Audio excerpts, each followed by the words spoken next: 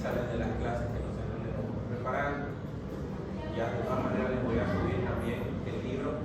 Si alguien quiere el libro, es un libro que se llama Geriatría basada en problemas. Es el libro del doctor Pedro Alexandra Soler, un geriatra famoso de España. Ese libro para comprarlo nuevo por Amazon o las librerías que traen de Elsevier cuesta $350. Muy caro, pero yo lo conseguí los productos.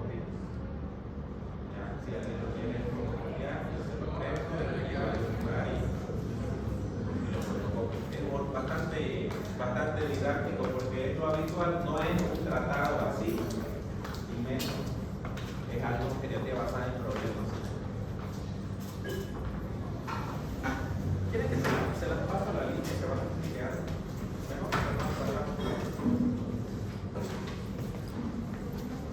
Todavía tenemos que hacer esto hasta que den las 12. Tu compañero Fabián me escribió. ¿Quién está en el tema de la Olimpiada Estudiantil? Juego estudiantil, la Liga Estudiantil. ¿Quién está eso aparte del doctor Fabián? Nadie más aquí.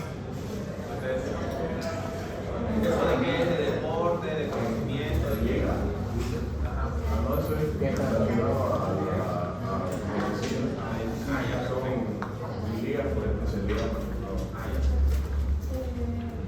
¿Hay alguien que sea alumno ayudante, alumno monitor de otra asignatura acá? Que hacen tutorías docentes a estudiantes. No hay.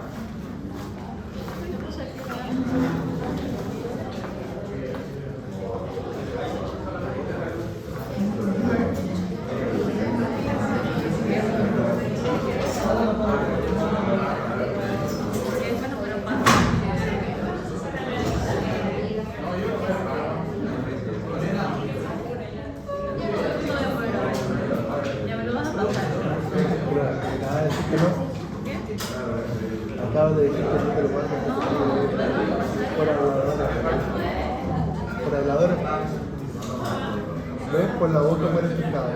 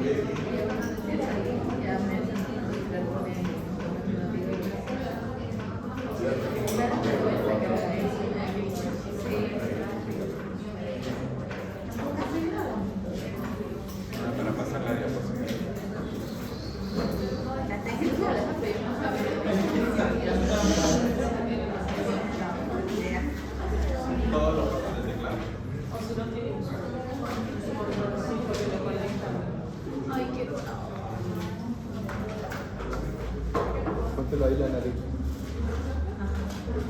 ¿Por qué no?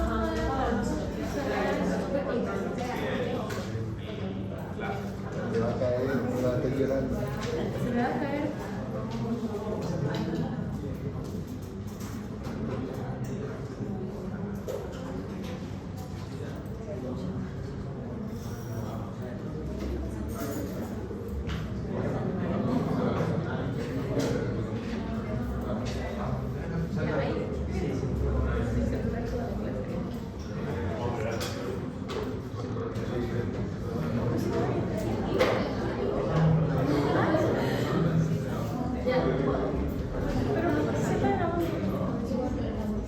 Habla, pues habla, ¿ves? Es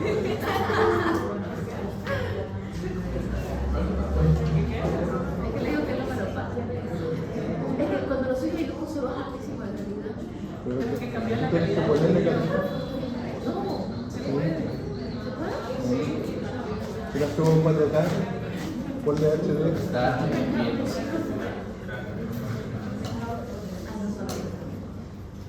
Siempre me quejaba de su grabación. ¿Falta algo? No. Están subiendo. ¿Estás viendo? Ya, perfecto. La lista está pasando para que se fijen ahí ya. Por favor, los que no están ya que se fijen conmigo.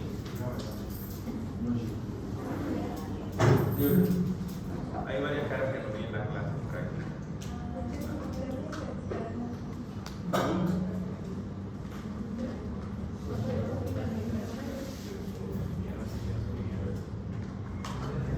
Vamos, entonces, lo que les comentaba, lo que nos exige la coordinación académica, 80% de asistencia a la práctica, 80% de asistencia a la teoría. No hay nada rígido, hay situaciones que escapan a nuestra voluntad y comuníquense conmigo cuando no vayan a poder asistir. ¿No se van a dormir si apago las luces? No, no, no. Que no, Cuando van al cine. Ya no vamos a empezar ya que los demás se vayan. Vamos a hablar hoy día acerca del proceso de enfermar en el adulto mayor. Vamos a ver algunas teorías del envejecimiento, vamos a ver algunas situaciones particulares y propias del proceso de enfermar del adulto mayor. ¿Ya? Las clases se las vamos a subir, yo se las voy a subir personalmente al grupo que tenemos para que ustedes vayan preparándose por ahí, para que vayan repasando y lo que quede duda del día de hoy lo vamos a discutir en la clase práctica del miércoles y jueves. ¿Ya? Apunten lo puntual, porque lo van a tener a disposición de ustedes. ¿Ya? Entonces, vamos a hacer una clase diferente porque vamos a conversar acerca de este tema.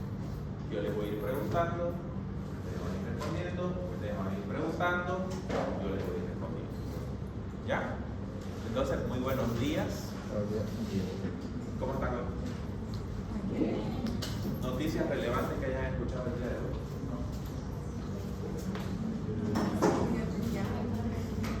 ¿Cómo? El paro de lunes, no se sabe todavía. Los cisterneros no bloquearon la refinería, no hicieron correr a la gasolinera. ¿Qué más? Los micros no quieren, un poco no quieren los 2.30, otro poco quiere 2.50. En fin, nadie se pone de acuerdo en este país. Algo nuevo en cuanto a ¿alguien está suscrito a alguna revista científica?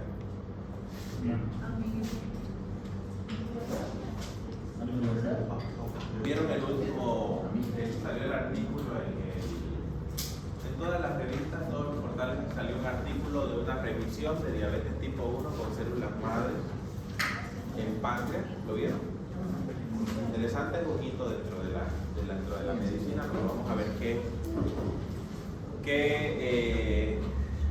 qué pertinencia tiene la información de ese estudio, pues todavía no ha sido revisado por parecer, simplemente es una noticia. ¿Ya? Entonces, antes de empezar nuestra clase, nosotros vamos a hacer un recuento de todo lo que hay en cuanto a ciencia en el mundo. ¿Ya? Por eso, artículos que ustedes vean esta semana, artículos que vamos a revisar en nuestra clase práctica. Todo lo que tenga que ver con longevidad satisfactoria, proceso de envejecimiento, deterioro cognitivo, todo lo que tenga que ver con adulto mayor que les llegue de información, lo revisan y lo discutimos. ¿Ya? Entonces, como les decía, vamos a hablar del proceso de enfermar en el adulto mayor. Y vamos a empezar hablando de qué es el envejecimiento. Para ustedes, ¿qué es el envejecimiento? Sin mirar. Ideas. La respuesta del cuerpo a la salud. Al pasar el tiempo. Ya, siguiente. ¿Qué es el envejecimiento sin mirar? Envejecimiento. Pérdida de capacidades, desgaste del cuerpo. Perfecto. ¿Alguien más? ¿Qué es el envejecimiento? Facilito. Miren, el envejecimiento es el progresivo incremento de la vulnerabilidad. ¿Qué significa vulnerabilidad? Se hace propenso a sufrir más cosas. Son la probabilidad que tiene algo o alguien de tener un daño en algún momento.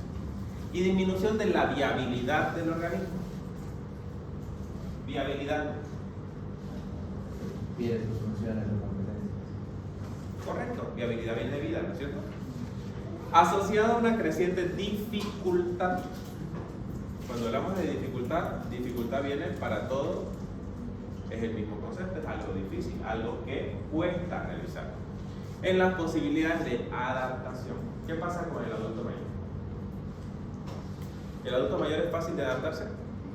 No. ¿De qué hablábamos el otro día? ¿Qué pasa con el adulto mayor cuando lo sacamos de la casa? Ya no se siente tan cómodo. Correcto, pierde su zona de confort. Nosotros tenemos que perder nuestra zona de confort porque tenemos que siempre estar buscando opciones, buscando situaciones que nos hagan crecer. El adulto mayor necesita una zona de confort donde él se sienta cómodo, donde él se sienta feliz, donde él se sienta acompañado, apoyado y acompañado. ¿Ya? Entonces, tiene dificultad de adaptación. ¿Se acuerdan que hablamos en la clase práctica de qué es lo que nos dice el adulto mayor cuando va a la consulta? Que se siente inútil.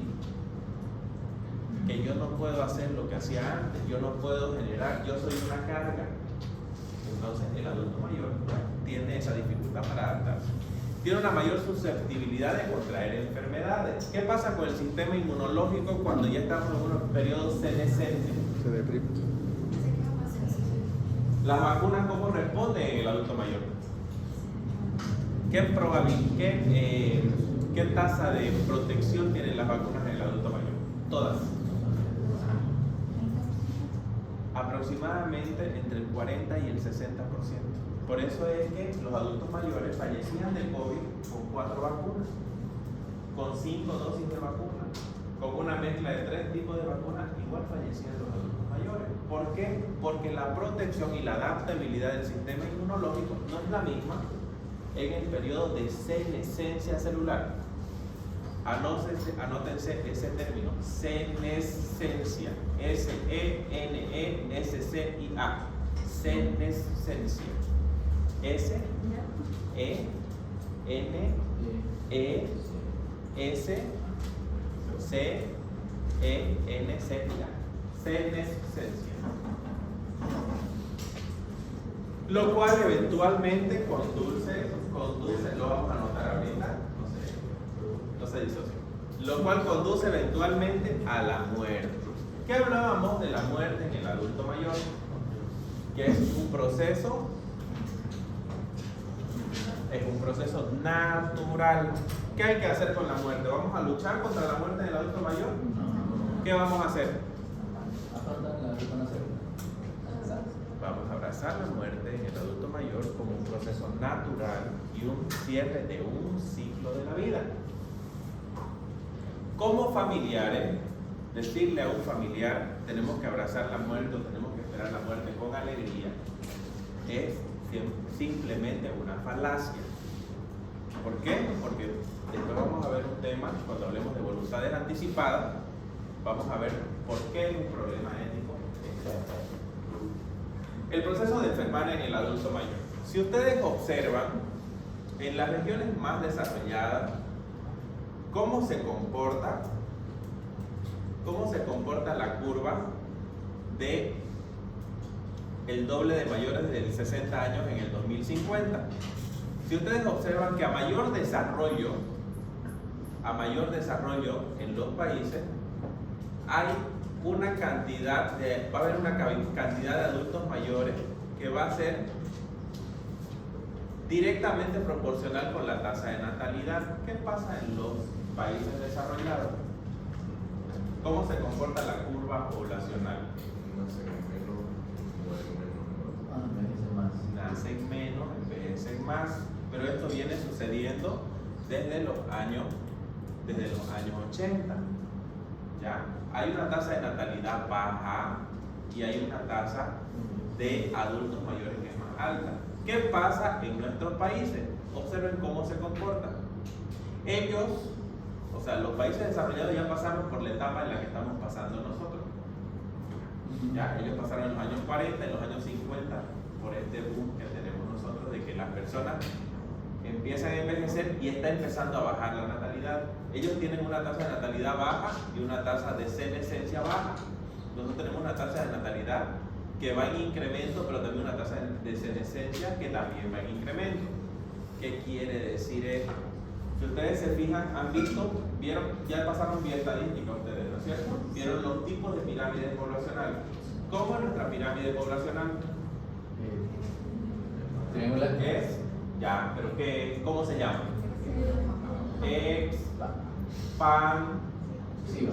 Expansiva. ¿Y cómo es la curva en los países desarrollados? Es constrictiva. ¿Por qué? Porque hay más personas mayores y hay menos nacimientos. ¿Ya? ¿Quiénes van a llegar a ser adultos mayores? Los que tienen 40 años ahora, en 20 años van a ser adultos mayores, pero no va a ser igual que la tasa de nacimiento. ¿Cuál es el promedio de hijos, del número de hijos en Europa? Uno o ninguno. ¿Ya? ¿Cuál es el promedio en Latinoamérica? En nuestra Latinoamérica profunda, nuestra Latinoamérica indígena. ¿Cuánto? De 2 arriba. 4 a 5 es el promedio. Es el promedio en las comunidades. En las ciudades es entre 2 y 3. Y actualmente, ¿vieron esa declaración un poco soez de que prefieren criar perros o gatos que tener hijos? Si nosotros la analizamos desde el punto de vista sin mirar quién lo dijo, es parte de la globalización demográfica, de que disminuya la tasa de natalidad. ¿Por qué? Porque el mundo se vuelve más competente, sobre todo el mundo laboral. Antes vivíamos, la casa de nuestros abuelos era la casa de nuestros padres y la casa nuestra. ¿Ya? De esa forma se comportan los cambios demográficos en el mundo, no solo en nuestro país. Y en esa otra tablita, miren cómo a partir de los 50 años, cómo empiezan a marcarse todas las curvas que nos llevan hacia la fragilidad, desde la independencia a la discapacidad y a la fragilidad según la década de la vida. ¿Ya? A mayor edad se espera mayor fragilidad, a mayor edad se espera una discapacidad. ¿Ya? Y cuando hablamos de discapacidad, no solamente las personas que andan en silla de ruedas, Nuestro paciente adulto mayor va a tener una discapacidad esperada. ¿Cuáles son las discapacidades esperadas en el adulto mayor que hablamos el otro día en las prácticas? Visuales y auditivas. ¿Ya? ¿Por qué? Ustedes han visto, ya pasaron oftalmología, ¿no es cierto? ¿Todavía? Bueno, las cataratas. La presbicia, pero la presbicia la resolves con lente, ¿ya? Pero las cataratas llevan a la ceguera al paciente, ¿ya? La catarata es la opacidad del cristalino, que puede ser, cuando somos adultos mayores, puede ser algo traumático o puede ser secundario a enfermedades, como por ejemplo la diabetes, que la acrecenta, la terapia con corticosteroides también la acrecenta y algunos otros medicamentos. ¿Ya? Y tenemos la otosclerosis. Acuérdense de la articulación del yunque, estribo y martillo. ¿Qué hace el yunque, el estribo y el martillo?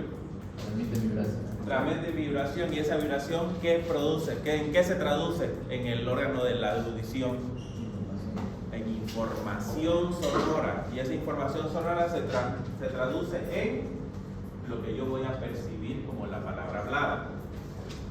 ¿Qué pasa? La articulación del yunque, el estribo y el martillo, al igual que la rodilla, al igual que los codos, al igual que las articulaciones de las manos, se vuelven rígidas. ¿Por qué? Por la pérdida de colágeno efectivo, por la pérdida de ácido hialurónico efectivo de nuestras articulaciones, y sucede lo mismo. ¿Ya? Dejan de funcionar de manera adecuada y se traduce en sordera, discapacidad auditiva. Son las discapacidades esperadas en el adulto mayor. Las limitaciones físico-motoras de las enfermedades degenerativas del sistema osteomiarticular también producen una discapacidad motora. Los ACV, discapacidad motora o sensorial.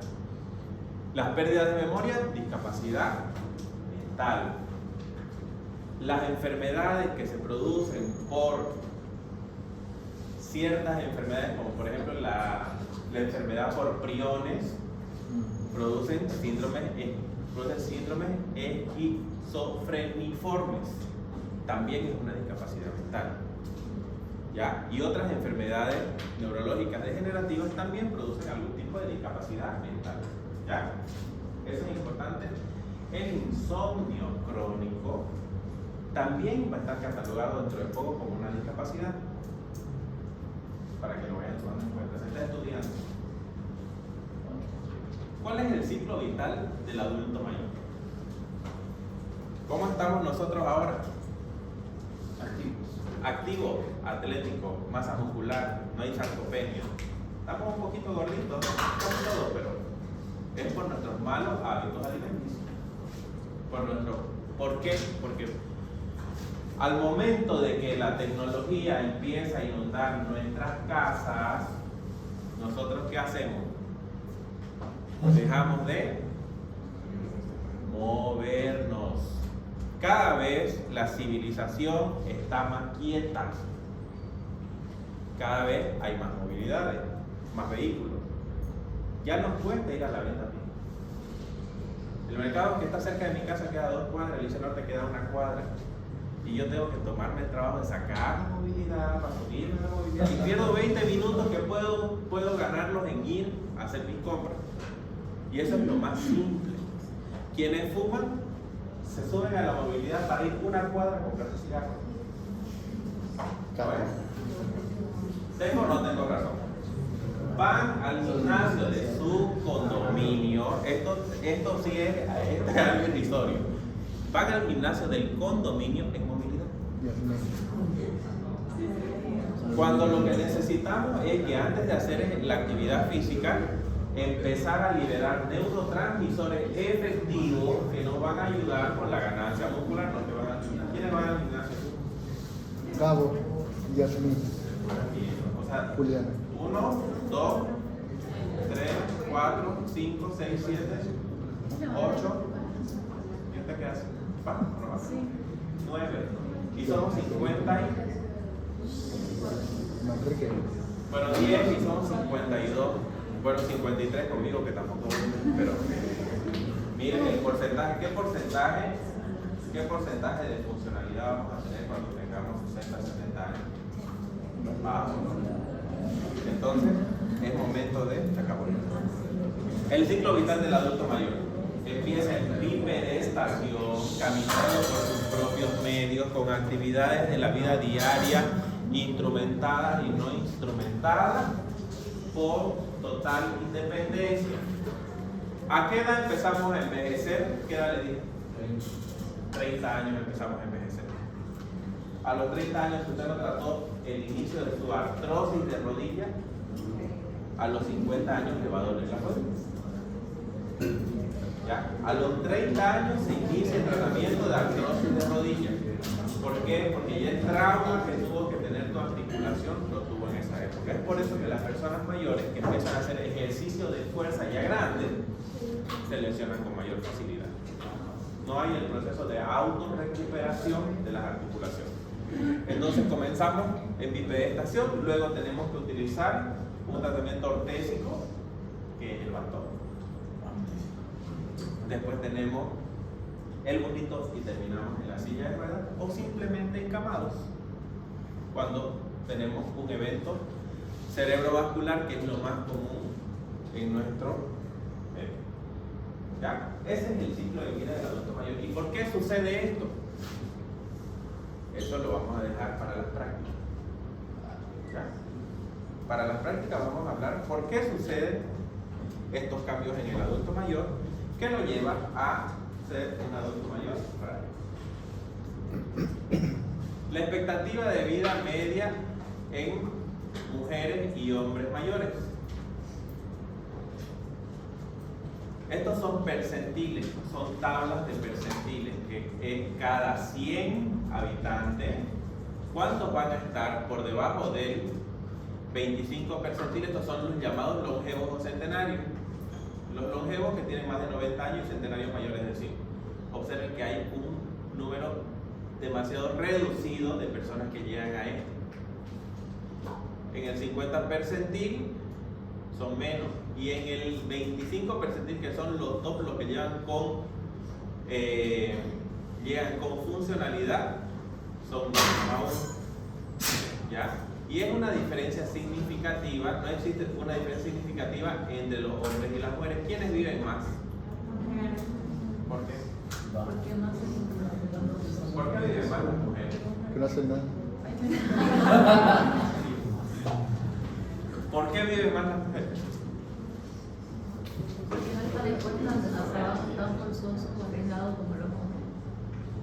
Eso podemos hablarlo en esta época que nosotros vemos cuál ha sido la distribución no equitativa del trabajo expuesto. ¿Ya? Pero de aquí a 30 años o a 50 años, cuando miremos esto, vamos a ver que mueren más mujeres que hombres y que viven más los hombres que las mujeres. Esto se va a invertir. ¿Ya? Y existen distintos factores sociodemográficos que lo van a demostrar. ¿Qué pasa con la mujer? La mujer hasta los 50 años aproximadamente es mucho más saludable que el hombre. ¿Por qué? Hormonas. Desde el punto de vista metabólico hormonal, que les hablé el factor protector estrogénico. El factor protector estrogénico en la mujer hace que la mujer sea más saludable mientras está en la vida reproductiva. Entonces, es por eso que las mujeres dicen, si nosotros aguantamos el dolor del parto, un hombre con un resfrío se está muriendo.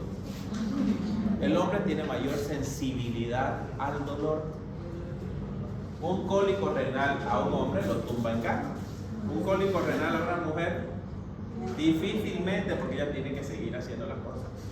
Tiene que seguir atendiendo muchachos, vigilando tareas, llevando muchachos, recogiendo muchachos, etc. Y ustedes lo ven en sus casas, lo han visto con sus abuelos, lo ven con sus madres, etc. Entonces, aquí hay, esta es una revisión de las manifestaciones y las manifestaciones moleculares y fisiológicas en el paso de los años en los humanos. ¿Ya? Las marcas del envejecimiento, ¿qué van a dar las marcas del envejecimiento? Las marcas del envejecimiento que empiezan desde nuestras primeras arrugas. ¿A qué edad nos salen los surcos nasogenianos? Se nos marcan más.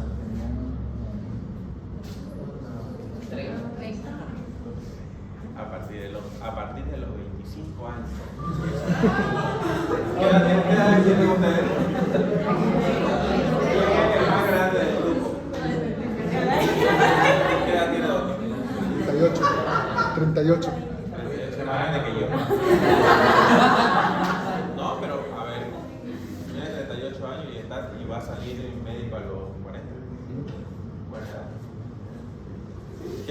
¿Qué quiere decir? Él es un ejemplo, porque ¿es primera o segunda profesión? Tercera. ¿Tercera profesión?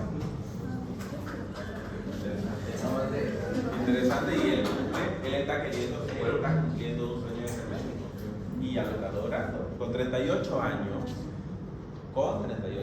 es mucho más difícil que la información sea captada que con 23 o 24. Por eso las personas mayores, en el mundo existen universidades del adulto mayor. No.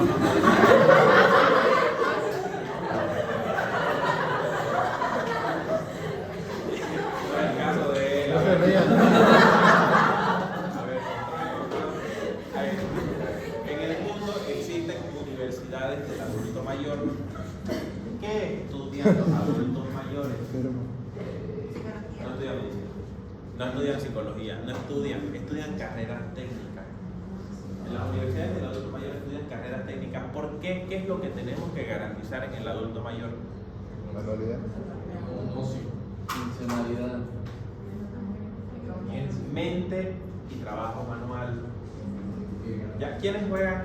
Hacen deporte de raqueta. Raquetas, palas, paletas. ¿Alguien juega tenis? ¿Usted juega tenis? Bien. ¿Quién juega racket, pádel? Todo el mundo juega pádel, pero va ahí y le da la pelotita más o menos. ¿Nadie más juega deporte de raqueta? Manrique. No, la verdad no. La verdad no. Bueno, vayan inscribiendo esa clase de pádel y van a revisar el artículo de la importancia de los deportes de raqueta en la esperanza de vida. Anoten porque me lo van a necesitar. Importancia de los deportes de raqueta en la esperanza de vida. No les voy a decir qué dice ese artículo para que lo revisen. Usted que juega tenis lo va a revisar. Ya, entonces las marcas del envejecimiento, volviendo a esto, la marca del envejecimiento, ¿qué la van a dar? La va a dar un grupo grande de factores. ¿Ustedes han escuchado que hay bancos de células madre? Sí, hay uno ahí en Equipetrol, ¿no es cierto? Esos bancos de células madre, ¿de dónde salen esas células madres pluripotenciadas generalmente? No, esas son cuando hacemos trasplante de células Cordón umbilical. pluripotenciadas de Cordón umbilical. cordón umbilical, placenta.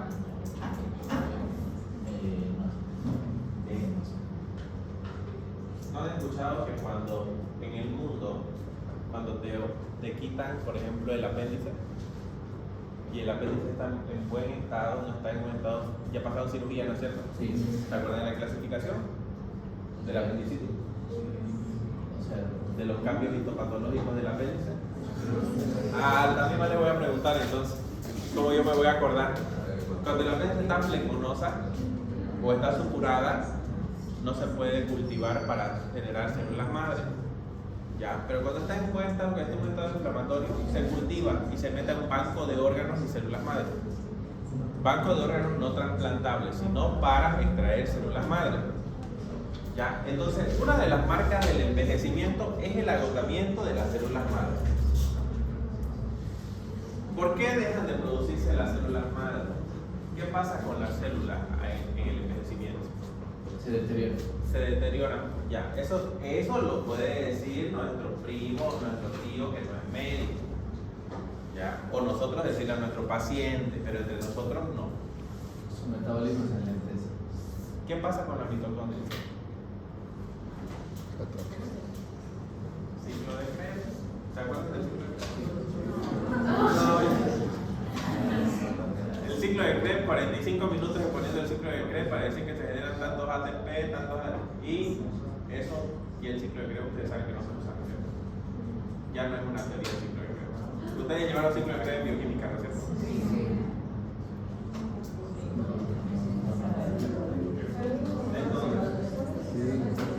El agotamiento de las células madre es uno de los factores. La comunicación intercelular alterada es otro. La inflamación crónica. Esto es un término que está muy en boga, la inflamación crónica de bajo grado. Inflamación crónica de bajo grado, todas las enfermedades metabólicas y todas las enfermedades crónicas, infecciosas y no infecciosas, presentan inflamación crónica de bajo grado. La disbiosis intestinal, también un término muy en boga en todas las redes sociales. Hay médicos funcionales, todo el mundo habla de SIBO, de SIFO, todo el mundo habla de Candida albicans, todo el mundo habla de Candida gallbrata, todo el mundo habla de magnesio, probióticos, prebióticos, y después vamos a hablar de eso. ¿Ya? La inestabilidad genómica. El acortamiento de telómeros, esta es una teoría del envejecimiento. Las alteraciones epigenéticas. ¿Qué es la epigenética? ¿Cómo se van a manifestar algunos genes? ¿Cómo se van a manifestar algunos genes? Pero cuando hablamos de epi, ¿cómo se van a manifestar esos genes con interacción? Pero además lo puedes como modificar con alguna medicación porque va a actuar directamente a ese gen. Correcto, pero cuando hablamos de epigenética es el mecanismo genético, pero que está disparado por el medio ambiente y los estilos de vida que tienen los seres humanos. ¿Qué decían antes? Si tu padre es hipertenso, vos vas a ser hipertenso. Si tu padre es diabético, vos vas a ser diabético. Si tenés una enfermedad reumatológica, vas a tenerla o alguien la va a tener. Y lo peor es que te sentenciaban a que ibas a tener esa enfermedad o ese padecimiento a punto de partida de la carga génica que había. Ya ahora se ha demostrado con el paso del tiempo de que existe una carga genética que te predispone a ciertos padecimientos, pero si vos llevas una vida diferente a la que llevó la persona que se enfermó, no te vas a enfermar. Ya, esa es la epigenética. La pérdida de la proteostasis. ¿Han escuchado este término? Proteostasis. Lo van a buscar. Es el equilibrio que hay en el metabolismo de las proteínas. ¿Por qué la persona mayor pierde masa muscular? La absorción de nutrientes. ¿Cuál?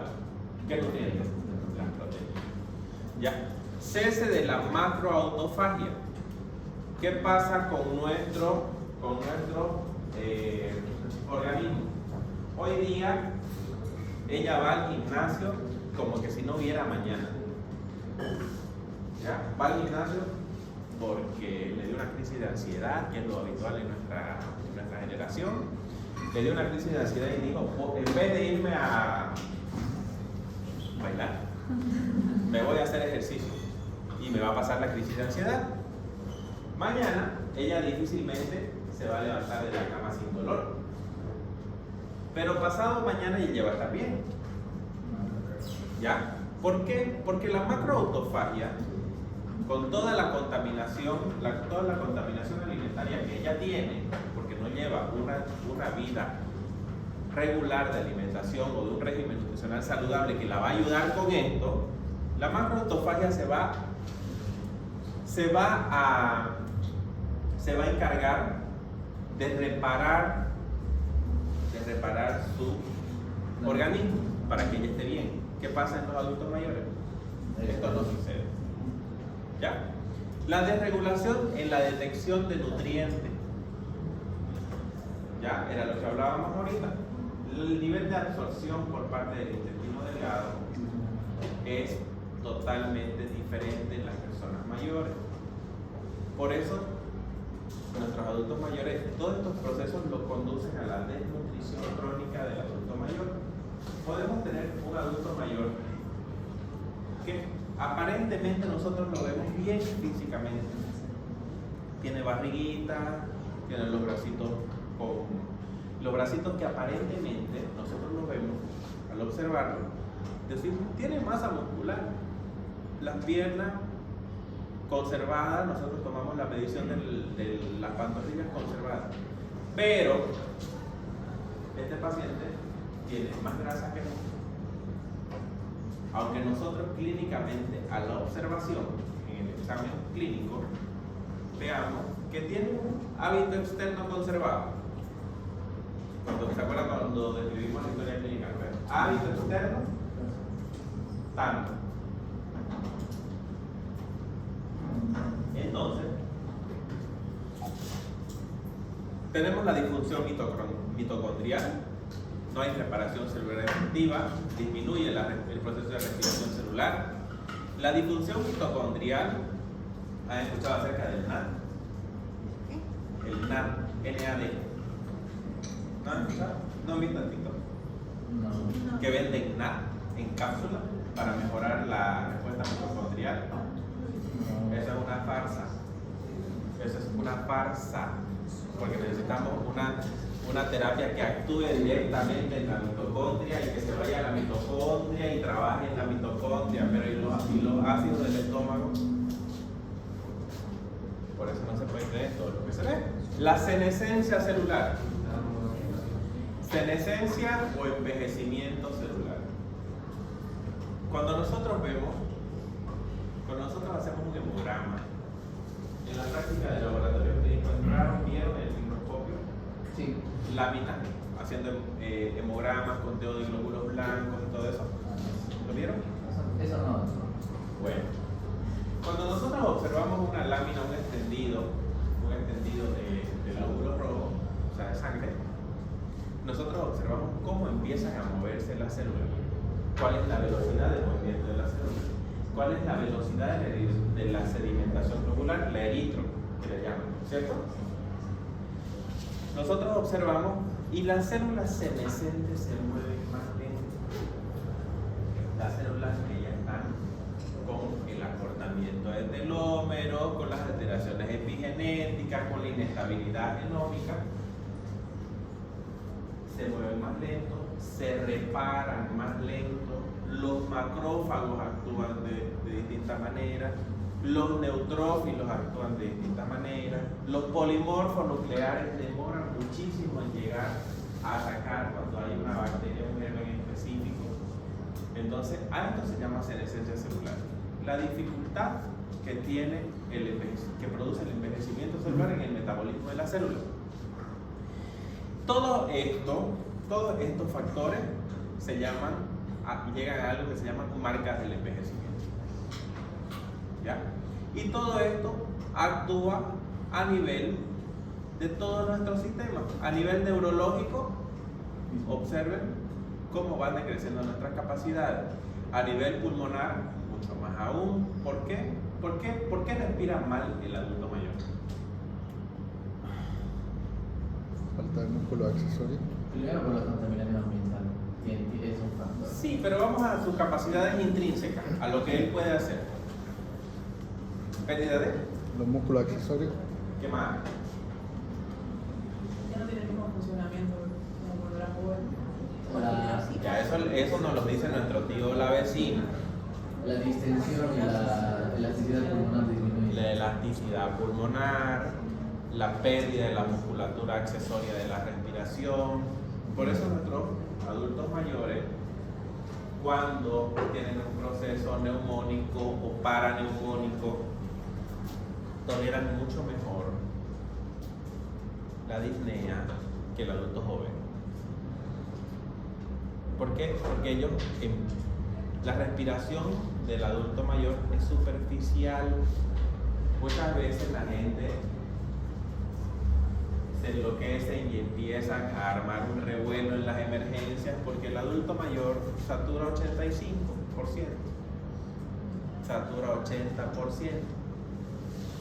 No tiene dedos en palillo de tambor, ni uñas en vidrio de reloj, ni tiene un aumento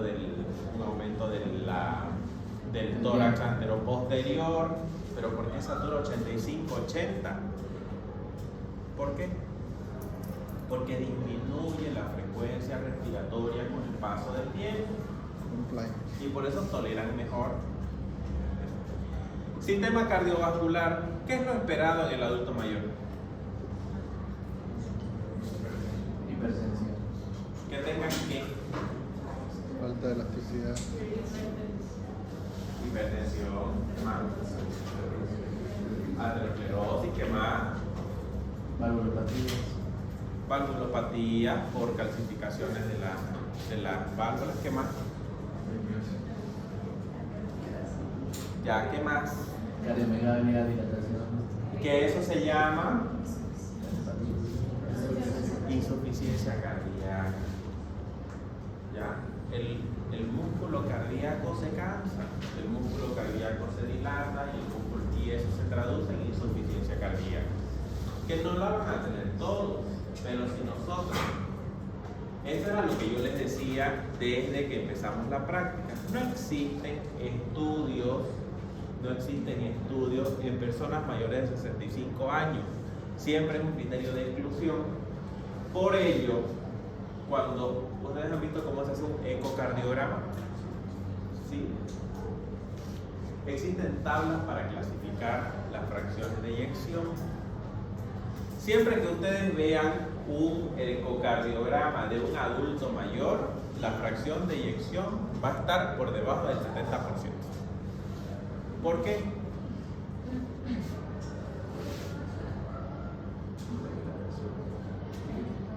Por todo esto que existe, por todo esto que hay del envejecimiento del sistema cardiovascular, pero además, ¿por qué va a estar la interpretación del ecocardiograma de esa manera?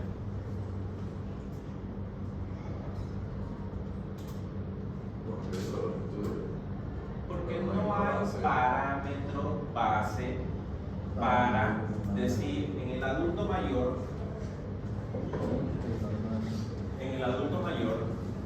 un 70% se debe considerar normal. ¿Ya? Entonces, los cardiólogos que hacen cardiogeriatría informan de la siguiente manera: fracción de eyección del ventrículo izquierdo acorde a la edad del paciente, correlacional con la clínica. Ese es un ecocardiograma responsable en adultos. Porque si vos le pones que tiene una fracción de ventrículo izquierdo de 45% y viene el médico general, ¿qué es lo primero que va a decir? Señora, el corazón del señor está en un hilito para cualquier rato. Pero ese 45% me va a afectar a mí. ¿Por qué? Porque yo voy a jugar tenis martes, jueves y sábado 2 horas. Y me expongo a altas temperaturas. Y vivo estresado, y vivo tomando café. ¿Ya? A mí me va a afectar. Pero al señor que camina de su cama al baño, del baño a su cama, y que tarde mal y nunca va a la familia a visitarlo y lo saca a pasear a un parque, no le va a afectar. ¿Ya? Es por ello, yo tengo una paciente actualmente que tiene 18% de fracción de eyección en el último ecocardiograma. Está cansadita, tiene 91 años. Está cansadita. ¿Cuál es su recorrido físico en el día? Cama, baño. En la cama, en el baño la bañan, tiene una persona que la atiende. Cama, cocina, que no son ni 12 metros, y esa es toda su actividad física. La señora con un 16%, 18, algo así, una sola, no me acuerdo, con esa fracción de eyección, un ser humano que tiene una actividad leve ya no existiría en este mundo. Ella en ocasiones, cuando se excede con el agua, por ejemplo, que alguien le dice que tiene que tomar agua de Jamaica para deshinchar los edemas hemisferios inferiores,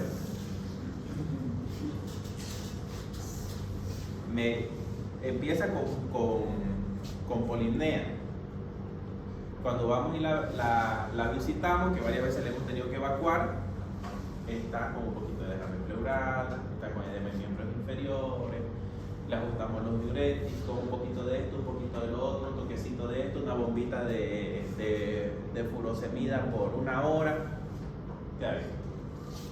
¿Ya? Pero ¿qué es lo que quiero decir? El envejecimiento cardiovascular es algo esperado. La insuficiencia cardíaca es algo esperado también. A nivel del sistema renal, ¿qué va a pasar? ¿Qué va a bajar? El filtrado glomerular, que es normal, ¿de cuánto a cuánto? Mucho. ¿Ya pasaron nefro? Sí. ¿No ha pasado O nefro? sea, no sé si hay materia sobre eso, pero sí, sí avanzamos en una avance en medicina interna. Pero ven en medicina interna, ¿no? Ya. Entonces, un filtrado glomerular normal, ¿cuánto va a ser? Mayor a 90 mililitros por minuto por cada 1.63 metros cuadrados de superficie corporal. ¿No ve? Entonces, ¿cómo va a estar el filtrado glomerular en una persona mayor? Disminuye. Va a estar disminuido. ¿Pero por qué va a estar disminuido? Por el proceso de envejecimiento. Va a tender a disminuir la función del órgano, siempre.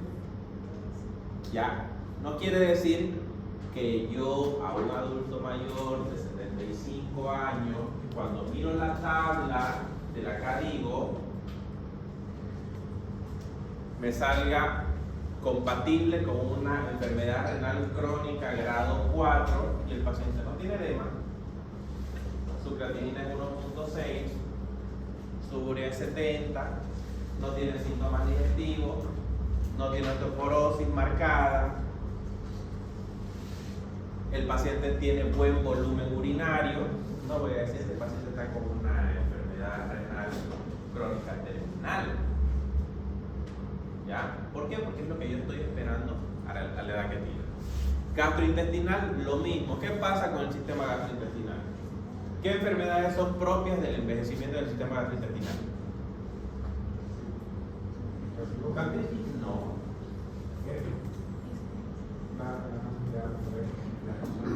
¿Cómo? Ya, la enfermedad gastroesofágica puede ser. ¿Qué es lo más común cuando viene el adulto mayor a la consulta?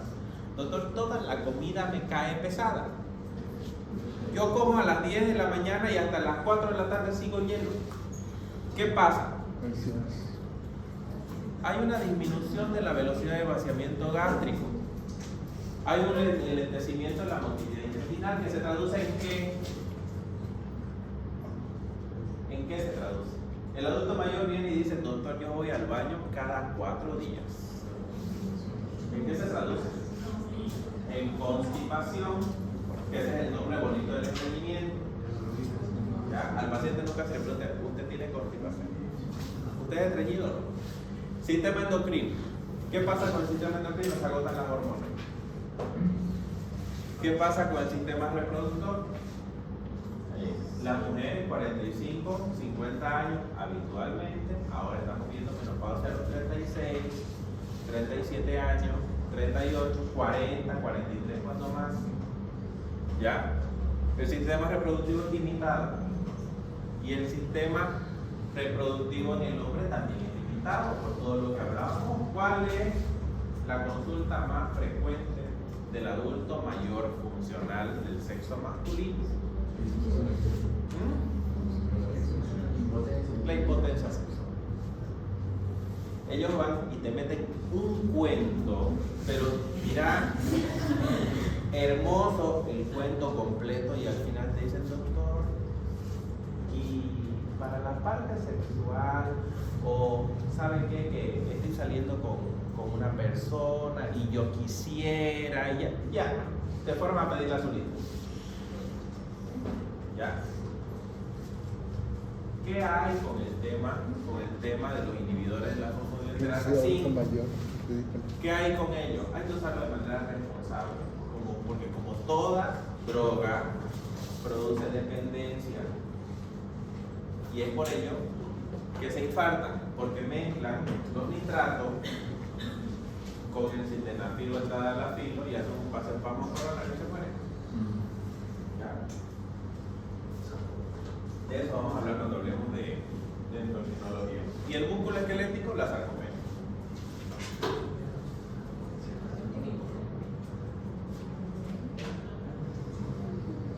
Aquí.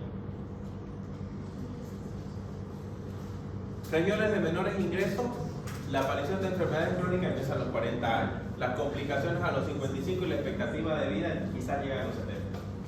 Regiones de mayores ingresos, la aparición a los 50, las complicaciones a los 65 y la expectativa de vida 78, 80, 85 años.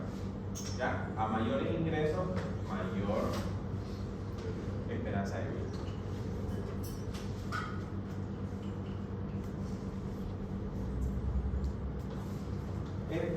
Ahí es por ello que lo que les decía, el adulto mayor en los países en vías de desarrollo, por no decir países subdesarrollados, 60 años. En África, adultos mayores 50. En regiones de ingresos económicos mayores, 65 años. Riesgo cardiovascular y eventos en 17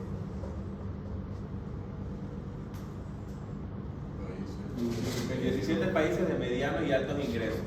Ese es un estudio, el estudio Keyword. ¿Ya?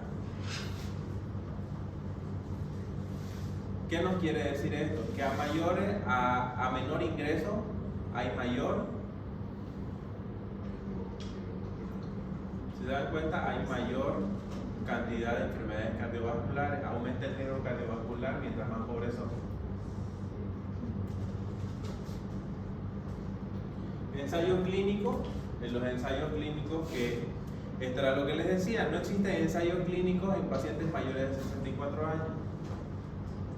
Entre 18 y 64 años es limitado, de 0 a 18 años hay más. Y esta es la población que se utiliza en los ensayos clínicos. ¿Ya? No existen ensayos clínicos en mayores de 64 años. Es por ello, ahorita hay la parte de neurociencias de Harvard ha aprobado un compuesto biológico que ya la FDA lo aprobó para frenar el Alzheimer y para el tratamiento del complejo Parkinson-demencia. ¿Ya? Pero cada ampolla del medicamento no la cubre el seguro en Estados Unidos y para la venta cuesta $37,000. Para la industria farmacéutica, invertir en estudios en adultos mayores ¿es un gasto o es una inversión? ¿Por qué es un gasto invertir en el adulto mayor? Desde el enfoque de la industria, ¿por qué es un gasto invertir en el adulto mayor? No va a aportar nada económico. Correcto. La esperanza de vida es menor. ¿Y qué va a aportar al desarrollo del país o de la industria el adulto mayor? Prácticamente nada cuando nosotros lo vemos así. Pero hay que cambiar ese enfoque porque nosotros vamos a empezar a utilizar la geriatría desde el punto de vista preventivo. ¿Ya? Desde el punto de vista preventivo. Esto sucede en Argentina.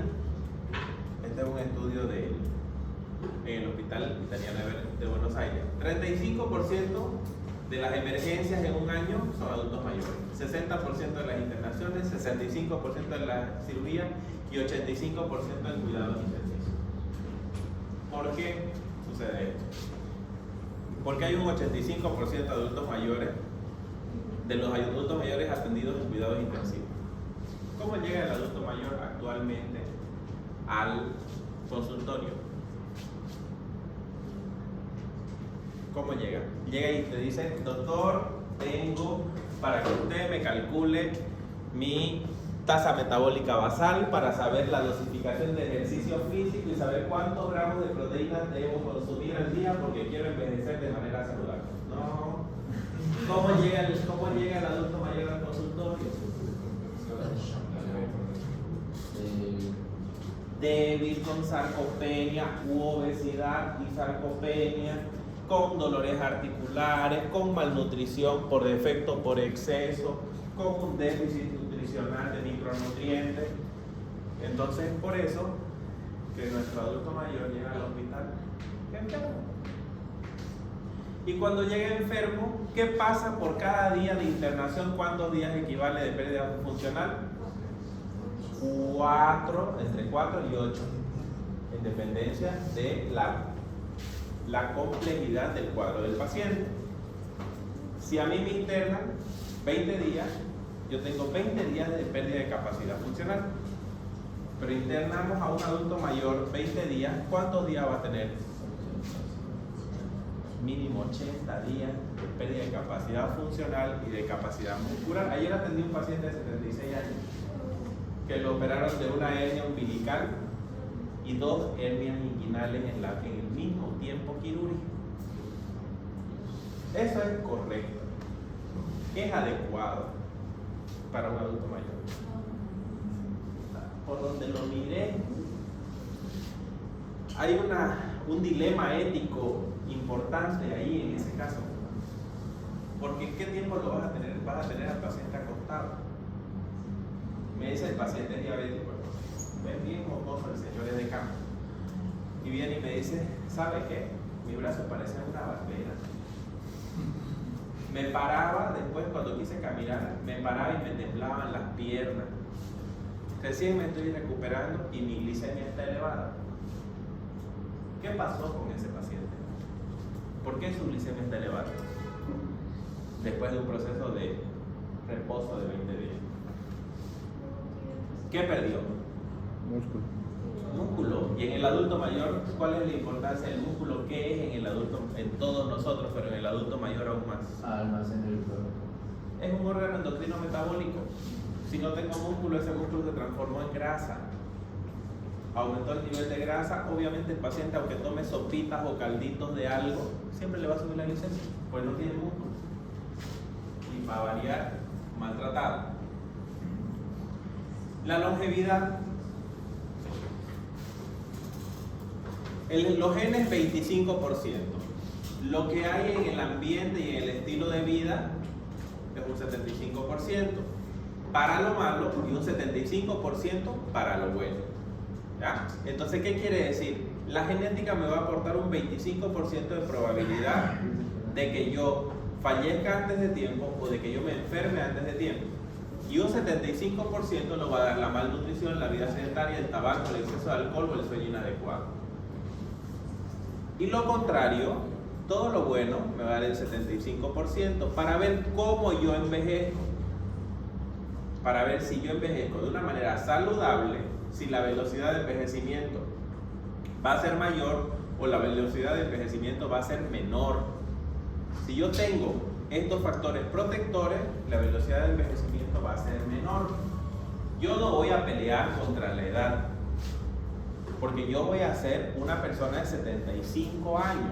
Pero ¿cómo quiero ser yo a los 75 años? Yo quiero seguir jugando tenis. ¿Ya? No quiero estar en una silla de ruedas con una secuela de un ACV. Entonces, ¿qué voy a hacer? ¿Esto o esto? Esto. ¿Por qué? Porque yo tengo que ayudarme de alguna forma, tengo que ayudar a la genética y no dejar que la naturaleza y que Diosito haga todo lo que pueda.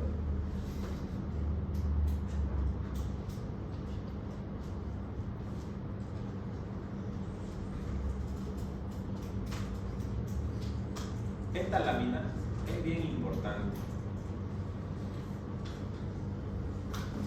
Un paciente independiente, adulto mayor, puede ser independiente, pero hay un factor estresor.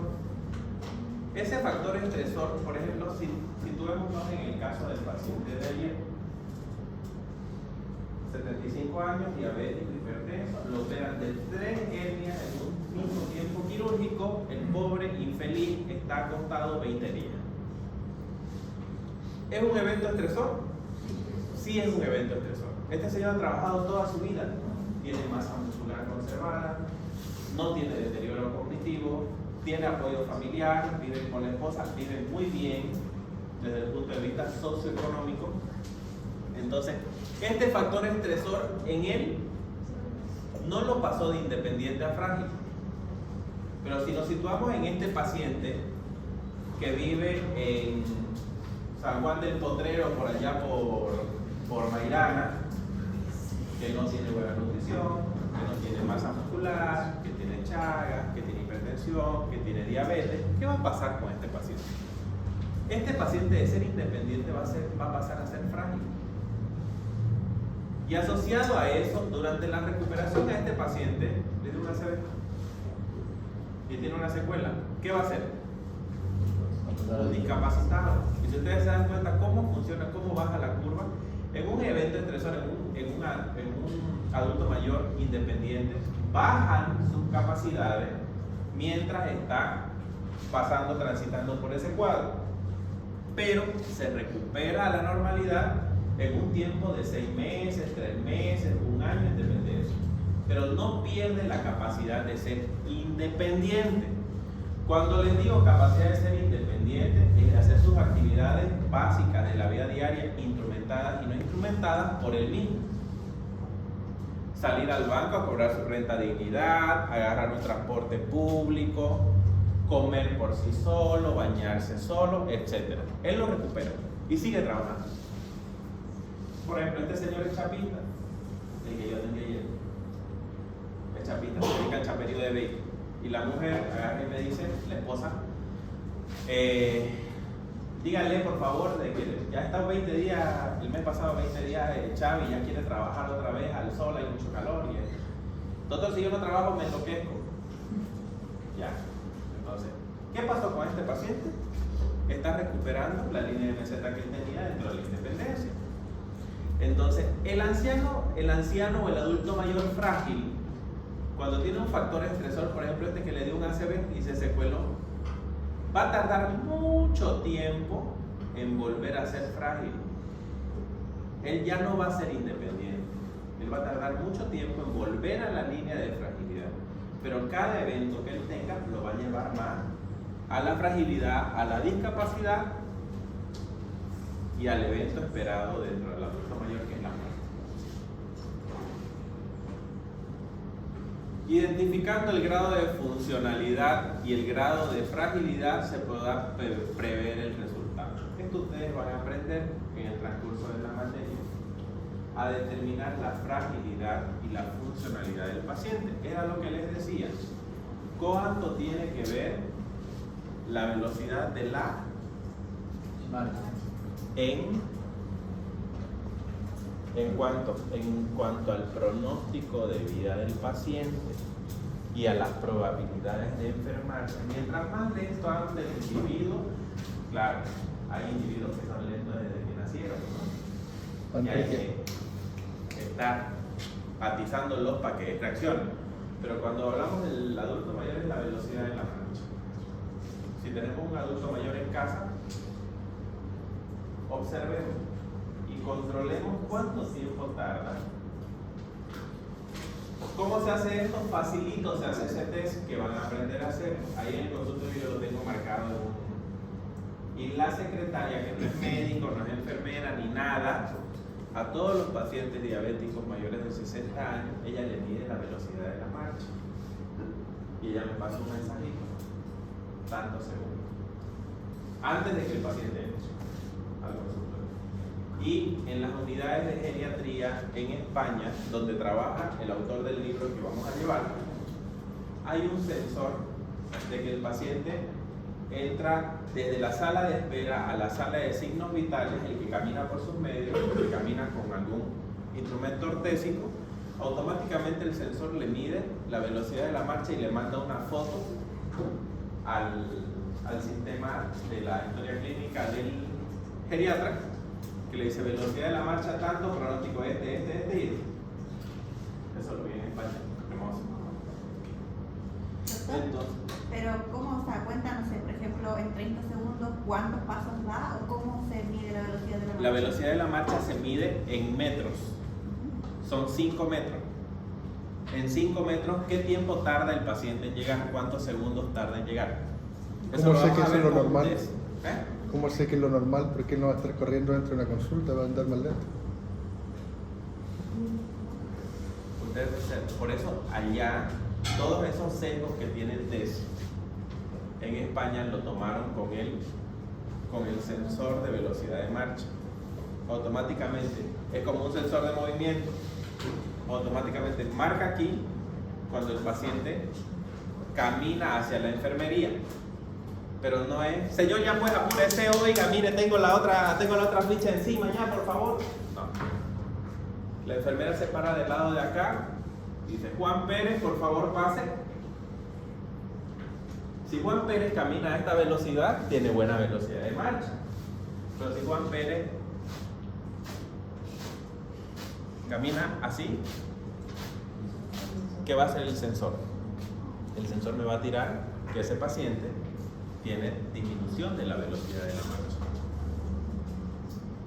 ¿Ya?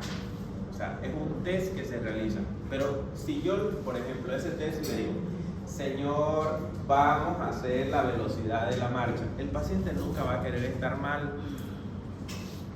¿Ya? Es como cuando contamos la frecuencia respiratoria. ¿Cómo nos enseñaron a tomar la frecuencia respiratoria? Nos enseñaron a tomar la frecuencia respiratoria tomando el pulso. Porque si yo le digo, respire tranquila, porque voy a contar cuántas respiraciones usted tiene en un minuto, empieza. O si no, se olvida de respirar. ¿Vale? Lo mismo. Entonces, un escenario óptimo de sistemas, aparatos y órganos nos va a llevar a tener buenas reservas funcionales y buenas capacidades vitales básicas, tanto en cada órgano, aparato y sistema. En un escenario real de un adulto mayor, en el sistema, aparatos y órganos, frecuentemente va a tener alguna insuficiencia, ¿ya? Que era lo que les explicaba. Es lo que nosotros esperamos respecto a las capacidades vitales básicas.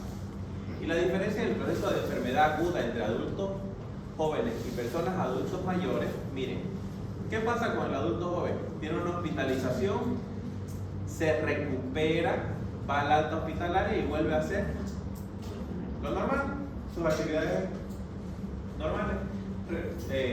Trabajo, estudio, casa, deporte, etc. ¿Y qué pasa en un adulto mayor? ¿Cómo empieza? Empieza una curva irregular, ¿ya? Empieza una curva irregular que va a tener muchos altibajos hasta tratar de recuperarse y de lograr una funcionalidad relativa. Ya, esta lámina se la voy a pasar para que ustedes la repasen.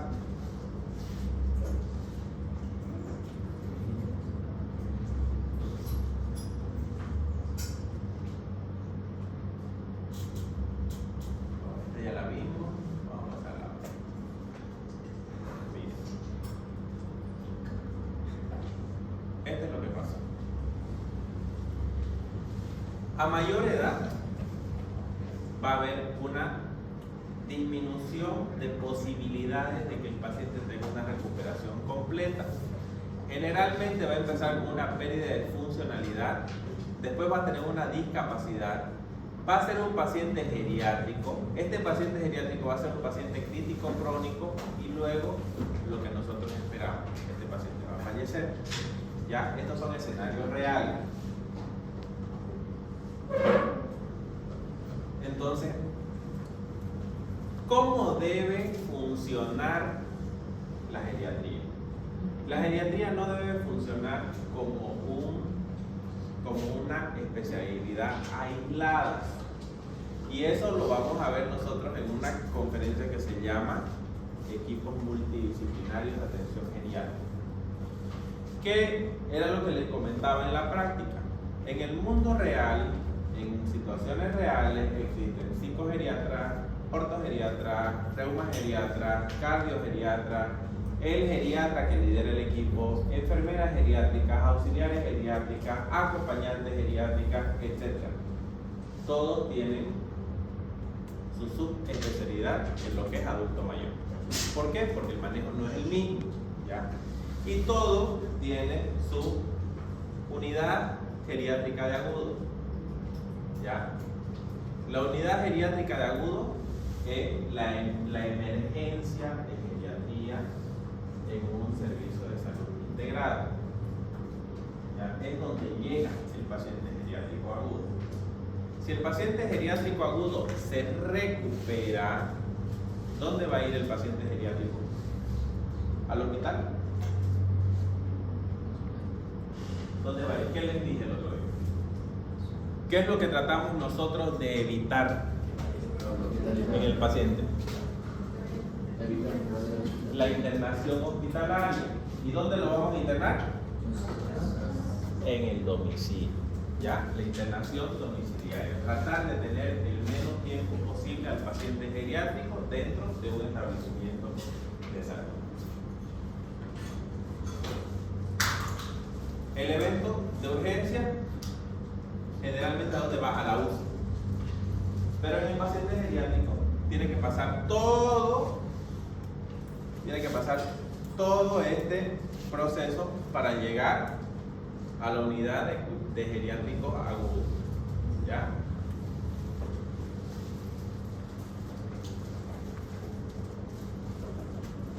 Esto lo vamos a ver, este es uno de los instrumentos, lo vamos a ver más adelante. Ya estamos terminando, vamos a ver unas tres láminas más. ¿Qué es una policomorbilidad o una comorbilidad? Una persona que tenga 2 o más enfermedades crónicas con especial riesgo de dependencia o discapacidad. Van a ver mucho en los casos clínicos que ustedes revisen en sus tiempitos libres, casos clínicos de geriatría, paciente comórbido y paciente pluripatológico. La diferencia entre comorbilidad y pluripatología es una diferencia solamente conceptual. ¿Ya? Así que cuando yo les hable de comorbilidad, va a ser lo mismo que pluripatología. ¿Ya? Para no confundirlo con los términos. Es una pregunta de examen por si acaso. Pero tienen que saber. Entonces, la pluripatología o multimorbilidad es el riesgo, aumenta el riesgo de la discapacidad. ¿Ya? Mientras más enfermedades, más padecimientos tenga el adulto mayor, va a pasar más rápido a ser un paciente con discapacidad. En presencia de comorbilidades, por ejemplo, más de 2 igual a 2, la prevalencia es de un 65.6% en el adulto mayor. O sea, casi todos los adultos mayores tienen más de 2 enfermedades. El adulto mayor que diga, doctor, yo soy sano. Yo soy sano. Ya. Usted tiene que preguntarle en el interrogatorio, ¿qué toma todos los días? ¿Ya? Porque el sinónimo de sano, ¿qué es estar sano? En estado de físico, psicomental y social. ¿Ya? Nuestro paciente viene y nos dice, yo soy sano, no padezco de nada. Señor, ¿usted se olvida las llaves en su casa? Sí, le cuento que estoy con problemas, que me olvido de las llaves, que me olvido de cerrar el portón, que pelean conmigo porque dejé de salir al perro, porque me olvidé de cerrar las rejas. Este paciente es sano. ¿Qué tiene? ¿Qué tiene? No me digas al señor, por favor. ¿Qué tiene? Falta de memoria. ¿Qué tiene? Falta vitamina B. ¿Qué tiene? Deterioro cognitivo. Hasta que nosotros no tengamos la certeza de cuál es el diagnóstico, el paciente simplemente tiene un deterioro cognitivo. No Alzheimer, no demencia vascular, ni nada de eso, hasta que hagamos la investigación clínico, laboratorial o de imagen. ¿Ya? No encasillemos a todos con Alzheimer. En Santa Cruz, de todos los pacientes con Alzheimer diagnosticados, ni siquiera el 10% tiene Alzheimer. El otro docente de geriatría, el doctor Melgar, es una eminencia en demencia. Y queremos juntarnos, vamos a buscar un espacio donde los podamos juntar a todos para dar entre los dos ese capítulo. Porque lo da espectacular. Y quiero que ustedes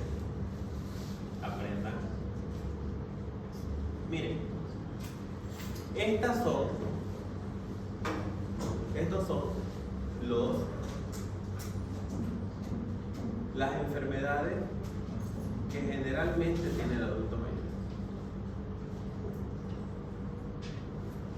Esto es una situación real en una unidad de consulta externa real, en un hospital real. Estos son los motivos de consulta que tiene. Y ahí hay una vejiga mal escrita. Gracias a la ya. Estas son enfermedades reales, en contextos reales, en hospitales reales, de motivos de consulta, de pacientes reales. Son 18 enfermedades reales. Miren la osteoporosis con todas sus complicaciones. Fractura del fémur izquierdo, fractura del húmero, fractura proximal del fémur derecho, fractura del fémur izquierdo. Este es un mismo paciente, por si acaso. Este es un mismo paciente que tiene todo esto. ¿Ya? ¿Y qué se llama este paciente?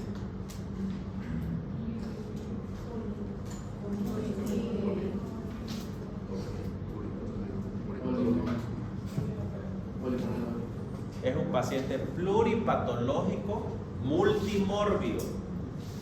Tiene multimorbilidad y tiene pluripatología. Ahora, imagínense cómo es la receta de este señor. ¿Cómo es la receta de ese señor? Y el desafío de la geriatría es que este señor con 18 padecimientos tome máximo 4 medicamentos al día. ¿Qué voy a garantizar en ese paciente? No, claro. Primero que tenga la plata para comprarse el medicamento, ¿no? Pero ¿qué voy a garantizar en este paciente? Lo que es potencialmente riesgo de vida. ¿Qué es lo que lo podría matar primero? Y eso es lo que yo voy a hacer énfasis en el control. Por ejemplo, miren, es un paciente que está, no le encontré nunca. Es un paciente que está con una coronarioesclerosis y tiene 2 revascularizaciones. Ya tiene un bypass en el 2015 y tiene una revascularización del 2022.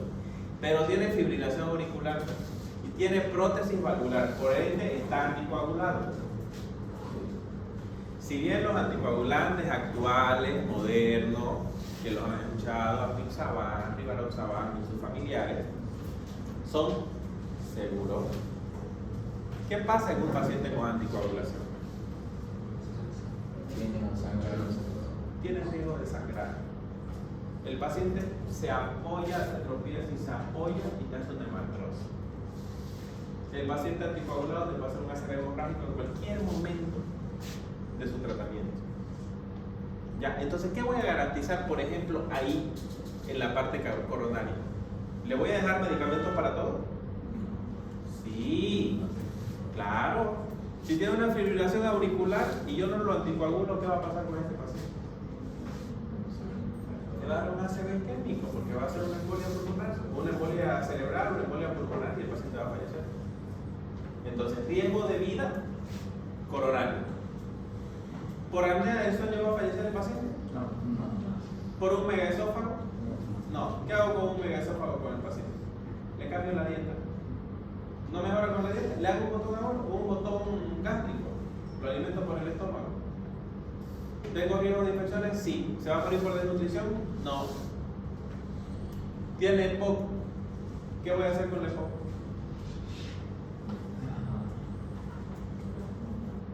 Tratarle la recaída, tratarle las crisis de su EPOC.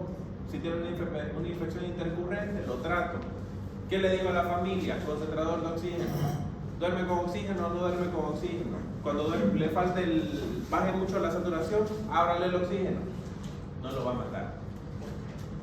Múltiples ACV con secuelas. Tiene demencia vascular avanzada, disfagia de origen neurológico, Parkinson, caídas a repetición, vejiga neurogénica. ¿Qué voy a hacer con esto? ¿Qué voy a tratar ahí?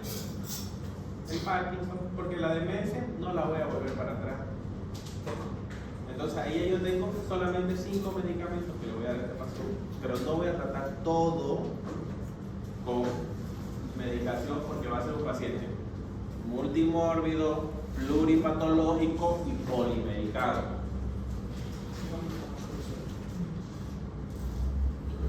Tratamientos específicos. La pluripatología habitualmente implica polifarmacia. Por ejemplo, paciente de 79 años con EPOC, diabetes 2, osteoporosis, hipertensión, osteoartrosis. Según la guía clínica hay que prescribir 12 medicamentos en 19 dosis con 5 tomas al día, siendo inevitable 4 interacciones.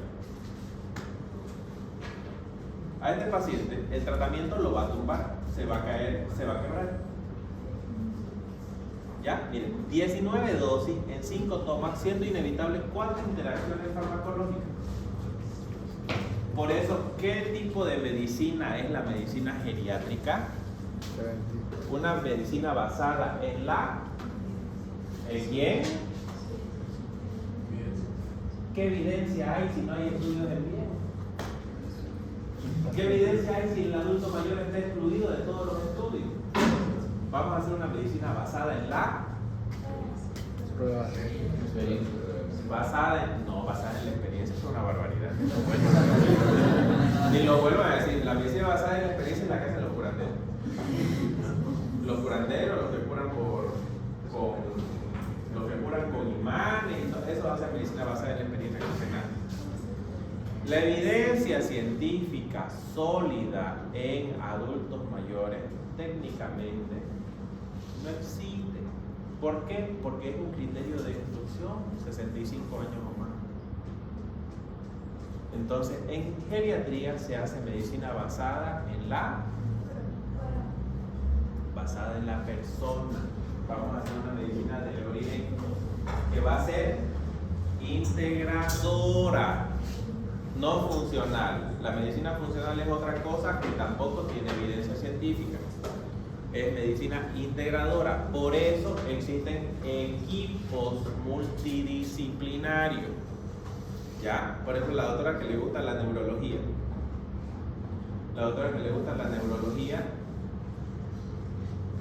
Por ejemplo, ella va a tratar demencia. ¿Ya? Ella se va a encargar de tratar demencia, Parkinson y trastornos neurológicos degenerativos, porque dijimos que un paciente con, por ejemplo, con una esclerosis lateral amiotrófica con secuelas a los 25 años es un paciente geriátrico, porque es un paciente pluripatológico, multimórbido y polimedicado. ¿Ya?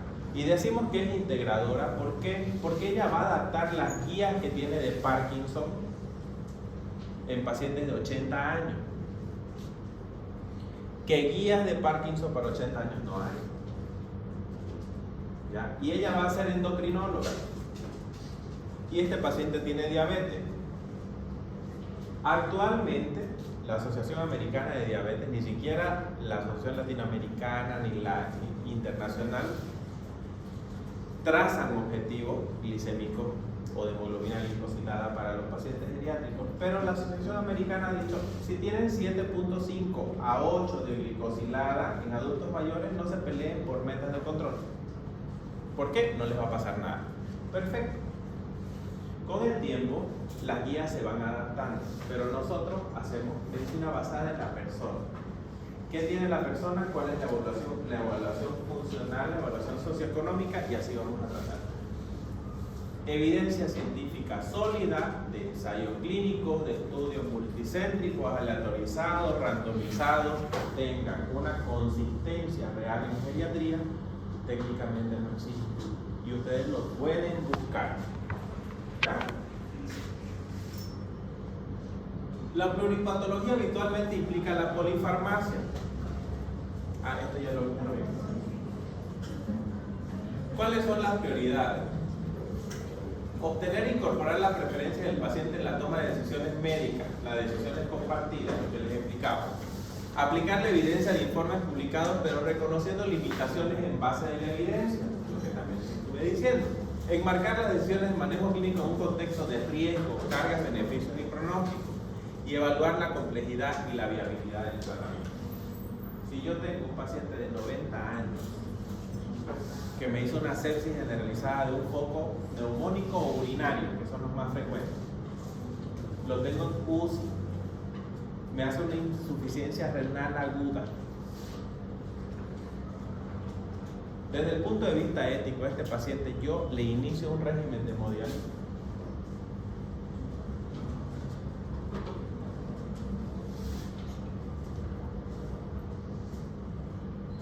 Vamos a decisiones compartidas. Ustedes son su médico de cabecera. Ya, por ejemplo, yo soy el médico de cabecera de la abuela de ella.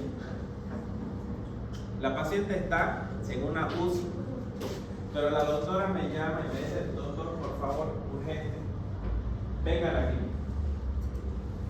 Ella me reúne con toda su familia, porque ya el terapista salió y les dijo: si no le hacemos hemodiálisis entre hoy y mañana, va a fallecer.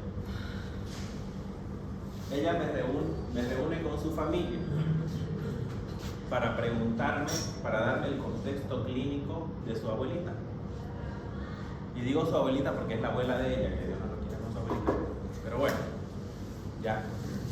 Yo como médico de cabecera, como médico general, médico de familia, médico diabetólogo, lo que yo haga, yo tengo que saber que yo debo respetar la decisión que tome la familia, pero yo debo también dar a conocer mi juicio clínico.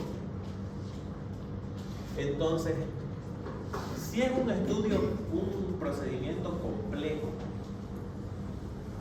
y la capacidad intrínseca de la persona de 91 años me dice que durante el procedimiento va a fallecer, ¿cuál es mi deber como médico, mi deber ético?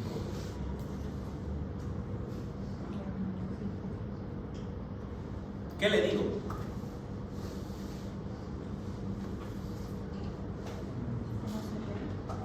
¿Quién no se lo ve?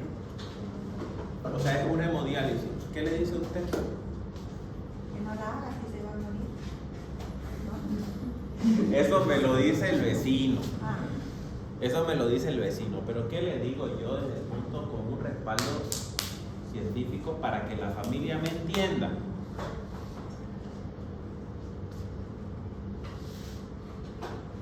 ¿Qué es la hemodiálisis? Se le explica que es un proceso peligroso donde puede fallecer. Correcto. Es un proceso instrumentado por el cual ella va a estar acoplada a una máquina durante 3 a 5 horas, 3 veces a la semana si sobrevive a la primera hemodiálisis, que va a tener miles de complicaciones metabólicas, que la paciente va a requerir un cuidado continuo si sobrevive. ¿Ya? Entonces nosotros a la familia tenemos que orientar y nos va a pasar dentro de nuestra familia. Hoy esta noche yo tengo una reunión familiar porque tengo una tía que acabo de diagnosticarle un cáncer de pulmón. ¿Ya? La familia ayer le llega, esto tienen que tener mucho cuidado. Los informes de los estudios radiológicos. El informe de estudios radiológicos se lo voy a traer en la práctica, se los voy a mostrar y la voy a poner en la tomografía, la voy a traer. Dice: lesiones sólidas en pulmón, de bordes espiculados, con altas características de proceso de malignidad. Y le llega a todas las hermanas y a la sobrina el informe. Y el médico es el último que se entera. Entonces hoy día tengo esa reunión para saber qué se va a hacer. La señora tiene una desnutrición crónica. Mide 1,65 y pesa 38 kilos. Fumadora, hipertensa, multimórbida, polimedicada y pluripatológica. ¿Qué vamos a hacer? ¿Un régimen de quimioterapia va a aguantar?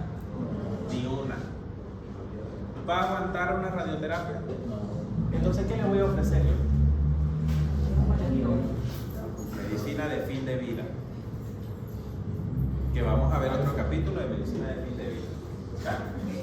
Entonces, Elegir tratamientos que optimicen el beneficio, minimicen los daños y mejoren la calidad de vida. ¿Sí?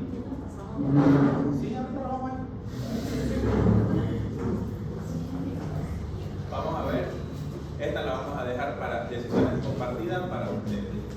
Entonces, la meta global de la medicina geriátrica es mantener a los adultos mayores en familiaridad, confort, dignidad de sus hogares el mayor tiempo posible. Lo que les decía. Dudas, preguntas las van a dejar para las clases prácticas. ¿Ya? Le voy a pasar la clase número 2. La vamos a dar el próximo sábado. La vamos a optimizar en tiempo. ¿Ya? Por ello, al que está antes de mí también lo van a apurar. ¿Ya? Lo van a apurar para que empecemos en punto. ¿Ya?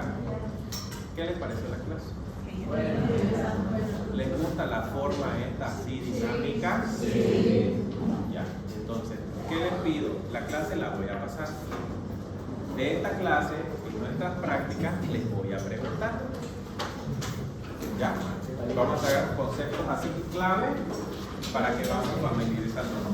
Por favor, lo que les encargué, quienes tengan personas mayores en domicilio, que podamos ir a visitarlas para que vamos haciendo nuestro rol de visita. A partir de la clase número 4, la quinta semana, vamos a ir a visitar al